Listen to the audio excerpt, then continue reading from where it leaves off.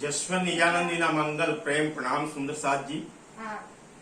સુંદરસાદજી, આજે અમે થાર મહોત્સવ કે જે મઉ મુકામે મહેન્દ્રભાઈ, સુરેશભાઈ અને વિનોદભાઈ ઉજવવા જઈ રહ્યા છે, તેની કંકુત્રી લઈ, તેનું આમંત્રણ લઈ અમે વર્થુ ગામે આવ્યા છીએ। અને વર્થુ ગામની અંદર વાલા કાકા કે જેઓની ઉંમર વંદનીય ઉંમર છે, 95 વર્ષની એમની ઉંમર છે, એવા વાલા કાકા અમને મળ્યા છે।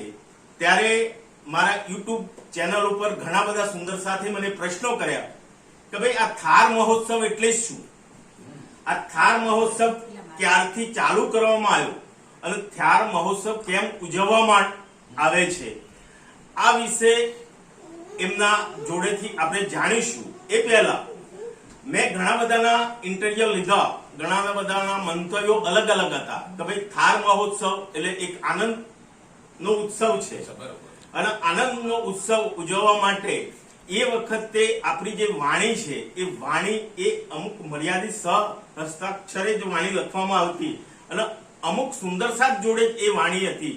તો એક પ્રતીક રૂપે આપણે ઘુઘરનું વૃક્ષ લાવી અને ઘુઘરની અંદર પ્રાણનાથજીને બિરાજમાન કરી અને એની આપણે આરાધના કરતા, એને રીઝવવાનો પ્રયત્ન કરતા। અને એ વખતે આપણા સુંદર સાથના ઘરોની અંદર એમના નિવાસ સ્થાને થાળીઓ નથી તો દાન પેટે થાળીઓ આપવામાં આવી, બરોબર છે, એટલે એને થાર મહોત્સવ કહેવામાં આવે છે, એવા અમુક સુંદર સાથી કહ્યું છે। આજે આપણને વયો વડીલ પૂજનીય એવા ઓનલી ફોર 10 ગામના નહીં પણ પૂરા 68 ના મુરબ્બી અને વંદનીય પૂજનીય એવા વાલા કાકાશ્રી આપણને મળ્યા છે।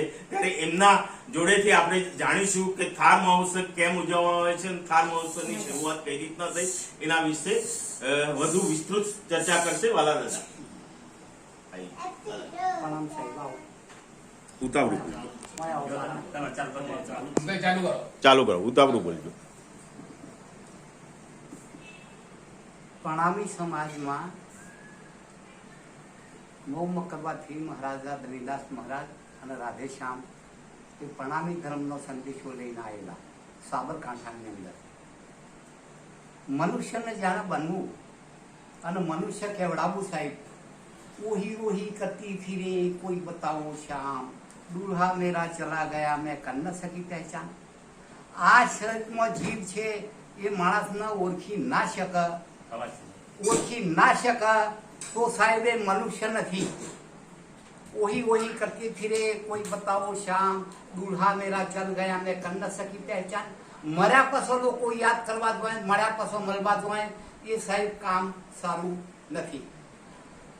આપણા સાબરકાંઠાની અંદર કેટલાય વર્ષોની વાત થતા હોવા હોવાની વાત છે, વધારે વાત નથી। લોબી પ્રણામી સમાજ આવ્યો એ લગભગ 400 વર્ષ થઈ ગયો, પણ આપણા સાબરકાંઠાની અંદર એક થાર મહોત્સવનો ઉત્સવ ઉજવવાનું આવ્યું। એ વખતના એક ગયડા લોકોએ બતાવીએ છે કે ભાઈ થાર ઉત્સવ શું કહેવાય, આનંદનો દિવસ। એમ કરતો કરતો એક મનુષ્ય મર્યા પછી જીવ ચેતન થતો નથી, એનું નામ રહે પરમધામ મોદીની, એનું આયુષ્ય આખું રહે, પણ બાકી એ આત્મા શરીરમાં આપતો નથી, એને અંબર આત્મા જેમ કહેવામાં આવે છે।